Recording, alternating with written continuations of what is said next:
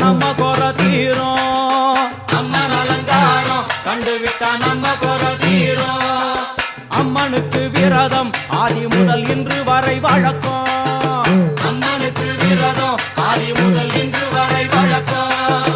சமயபுரத்தில் நம்மை வாழ வைக்க மாறியும் விரதம் கொண்டாளே மாறி அம்மன் அலங்காரம் தினம் தினம் காண வரம் வேணும்.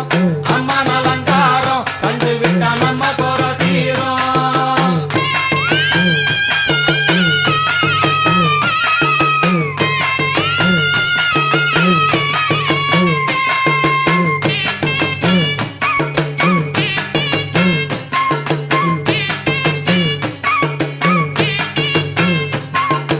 ஜாதி என்ன ஜாதி அம்மனுக்கு அன்பு